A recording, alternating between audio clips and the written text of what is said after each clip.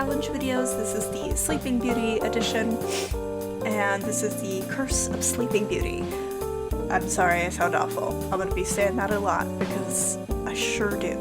I sound better than I did now, I just sound real nasally, but I'm sick. So yeah, the Curse of Sleeping Beauty actually is a very different take on the Sleeping Beauty myth. I definitely have added it to my watch list. I haven't watched it yet, but I guess tiny bit of spoilers. If you don't want to hear them, just mute me. I mean, I wouldn't want to hear me right now anyways, but yeah, basically, like, this guy is having visions of this sleeping woman. He inherits a building, he finds her, and he's like, I gotta wake her up, there's a bad demon thing, people are going missing, and it's kind of like fantasy horror.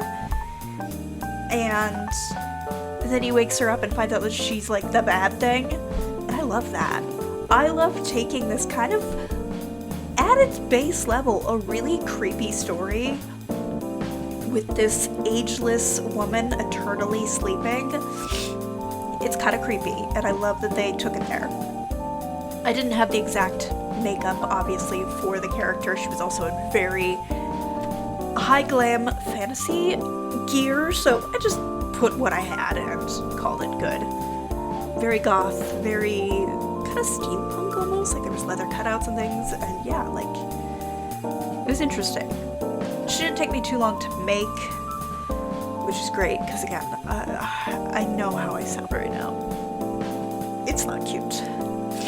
I'm hoping, though, that I feel better. Today I actually am going to go see a neurologist, which I think was probably yesterday, because this is going out tomorrow, which is the only reason that I'm doing this voiceover. I would have held off.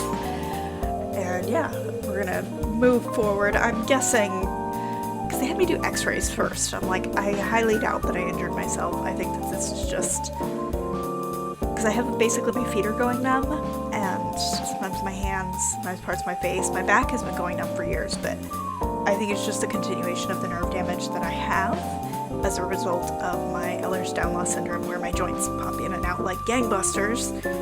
I think I've just damaged the nerves to the point where things go numb. But yeah, so I don't know what's gonna happen. It was interesting because I got the thing, they were like, wear shorts, wear a short sleeve t-shirt, don't wear lotion, and I was just like, okay, I can understand two of those things. Lotion? What? But apparently it can interact with, like, if they do an EKG or something like that, so I'm like, okay, sure. But I feel like a pro at this point when it comes to, like, x-rays and doctor's appointments. I'm like, make sure I don't got any metal on me, make sure they can access the area as easily as possible. I tend to not wear like real shoes, like I'll wear sandals or something, just in case. It's the name of the game when you have a body that doesn't quite function. What else is going on? I've finally started my project where I'm making fantasy books out of thrifted books or books that were given to me for free, so like old dictionaries, old Bibles, things like that, and I'm just painting the covers or changing the covers to make them fantasy books or books from game series that I like. So I did the first one yesterday, The First Unicorn, which is from The Sims 4, and I just wanted to start on a small one just to kind of get into the practice. So like I painted it kind of like a parchment color. It was like an old, it wasn't a Bible, but it was some sort of religious text, and it was red, and so I painted it like a cream color with some gold accents and then some rhinestones. I do regret on the spine I picked a rhinestone that was too big, but a cool effect that happened was the glue that I used actually ate through some of the backing of the rhinestone and made it really glittery, which I thought was cute for like a children's book. But yeah, so I've started that project. It's great. But we're basically done with the sim. I'm just fixing a couple little things here. I'm curious if anybody's seen this movie, because like I said, I am going to watch it because it sounds right up my alley in terms of taking something and kind of twisting it without really changing the heart of what the story is. Like, she's still asleep, he still kisses her, she is cursed.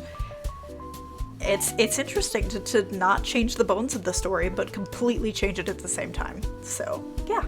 Thank you so much for joining me. If you like this video, please give it a like. It really does help, and I'll see you in the next one. Hopefully I'll sound better.